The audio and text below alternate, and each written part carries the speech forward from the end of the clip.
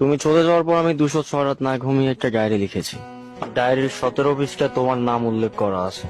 কতদিন আমি বসেছিলাম তোমার অপেক্ষায় বেখেয়ালি স্টেশন রোডে, বসে বসে গায়ের কত ধুলাবালি মুছেছি, আর ভেবেছি কি আর হবে এভাবে বেঁচে থেকে। বাসায় ফিরে এসে চিন্তা করলাম আর আয়না দেখব না, যদি সুন্দর হয়ে যাই।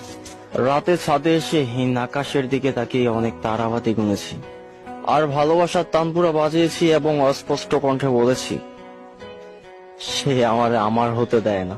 হলুদ ল্যাম্পপোস্ট গুলো আমার খুব পরিচিত, কারণ এই ল্যাম্পপোস্টের নিচে বসে আমি চিৎকার করে বলেছিলাম কেমন আছো, কোথায়। পরে বুঝলাম ঠিক তো দিব্যি আছো।